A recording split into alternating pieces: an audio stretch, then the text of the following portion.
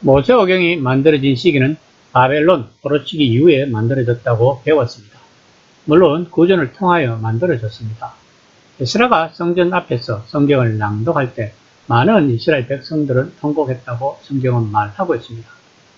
다시는 하나님의 말씀을 거역하지 않겠다고 맹세하면서 그들은 이스라엘이 망한 것은 하나님의 율법을 지키지 않아서 망한 것으로 생각했기 때문입니다.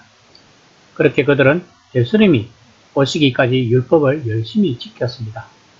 그런데 그들은 율법을 형식적으로 지키기에 힘쓰다 보니 그들에게는 사랑이 없었습니다. 그래서 예수님은 그들에게 율법의 정신을 가르쳐 주었습니다. 그럼 율법의 정신은 무엇일까? 예수님은 이렇게 이야기하셨습니다. 마음을 다하고 뜻을 다하고 하나님을 사랑하고 이웃을 사랑하라. 이것은 십계명을 이야기하는 것입니다. 하나님 사랑은 1에서 4번째까지 계명이고 이웃 사랑은 5번째에서 10번째까지 계명입니다. 여기서 중요한 것은 하나님 사랑이 먼저 나온다는 것입니다. 다시 말하면 하나님 사랑 없이는 이웃 사랑을 할 수 없다는 것입니다. 로마서 1장 18절 말씀입니다. 하나님의 진노가 불의로 진리를 막는 사람들이 모든 경건하지 않은가 불의에 대하여 하늘로부터 나타나나니. 여기서 모든 경건치 않음은 하나님의 사랑을 나타내고 불의는 이웃 사랑을 나타냅니다.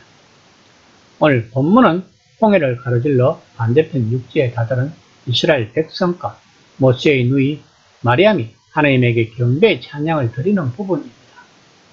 이들은 이렇게 하나님께 구원을 받아서 그 은혜에 감사함을 표현하고 있습니다. 그러나 이들은 광야 생활에서 조금만 힘들면 다시 모세에게 악담을 퍼붓는 모습을 볼 수 있습니다. 그리고 그의 후손들은 결국 아수르와 바벨론에게 망합니다.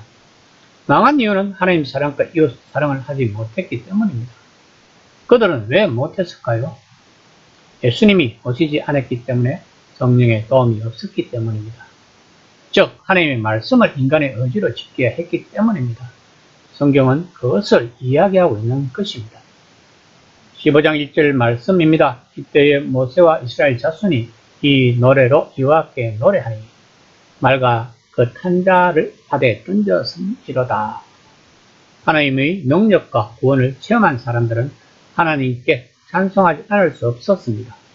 그런 의미에서 바울은 신자들이 구원받는 근본 목적은 하나님의 영광과 은혜를 찬송하기 위함이라고 에베소서 1장 6절에서 말했습니다. 말과 그 탄자를 바다에 던졌음이로다 라는 말씀은 찬양은 공헌 미사 여구가 아니라 살아계신 하나님에 대한 체험적인 고백이어야 한다는 것을 본문은 이야기하고 있습니다. 15장 2절 말씀입니다. 여호와는 나의 힘이요 노래시며 나의 구원이시로다. 그는 나의 하나님이시니 내가 그를 찬송할 것이요 내 아버지의 하나님이시니 내가 그를 높이리로다. 이 본문이 그들이 찬송하는 이유입니다. 여기서 하나님과 이스라엘 관계가 거의 하나님으로 묘사되지 않고 나의 하나님으로 묘사된 사실에 주목해야 합니다. 이처럼 성도에게 있어서 하나님은 남이 아니라 바로 자신의 하나님이어야 한다는 것입니다.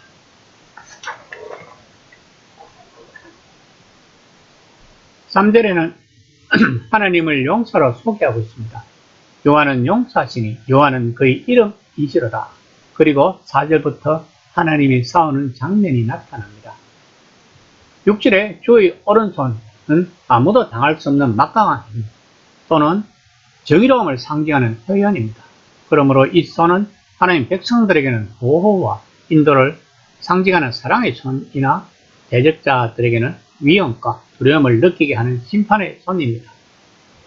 15장 14절에서 16절까지 말씀입니다. 여러 나라가 듣고 떨며 블레셋 주민이 두려움에 잡히며 에돔 두령들이 놀라고 모압 영웅이 떨리며 가나안 주민이 다 낙담하나이다. 애굽은 그 당시 지금의 미국 같은 나라였습니다. 그러므로 다른 작은 족속들은 두려움에 떨 수밖에 없었습니다. 이것은 기생 라합을 통해 알 수 있습니다. 그리하여 이스라엘 백성이 가나안 땅에 들어가기까지 다른 나라들이 감히 공격하지 못했습니다. 오직 아말렉의 도둑떼들만 예외였습니다. 15장 17에서 18절까지 말씀입니다. 주께서 백성을 인도하사 그들을 주의 기업의 산에 심으시리이다. 이는 주의 처소를 삼으시려고 예배하신 것이라. 주여 이것이 주의 손으로 세우신 성소로소이다. 여호와께서 영원무궁하도록 다스리시로다 하였더라. 하나님의 구원의 목적이 본질에서 나타납니다. 하나님께서 이스라엘 백성을 구원하신 목적은 그들을 주님이 소유한 산에 심으시고 영원히 그들을 다스리시기 위해서입니다. 그래서 그들은 자신들을 하나님께서 세우신 성소라고 고백하고 있는 것입니다. 이처럼 이스라엘 백성들은 구원의 기쁨을 노래하고 있습니다. 그러나 중요한 것은 이스라엘 백성이 멸망했다는 것을 알아야 합니다. 그들은 왜 멸망을 했을까 하는 것을 우리는 성경의 전체 숲을 보고 알아야 합니다. 우리들은 막연히 이스라엘 백성들이 하나님의 율법을 지키지 않고 이방신을 섬겨서 망했다고 생각합니다. 그것은 맞는 말입니다. 그런데 왜 그들은 하나님의 율법을 지키지 못했을까 하는 것을 생각해 보아야 합니다. 하나님의 율법을 지켜야 하는 것이 영적 전쟁인 것입니다. 그런데 구약시대에는 성령 하나님이 도래하지 않았기 때문에 인간들의 의지로 영적 전쟁을 치료해야 했기 때문에 실패한 것입니다. 영적 전쟁은 우리의 의지로 하는 것이 아닙니다.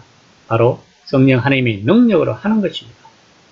구약 전체에서 이야기하고 있는 것은 인간들은 아무것도 할 수 없다는 것을 이야기하고 있습니다. 우리는 성경을 통하여 인간의 나약함을 알아야 합니다.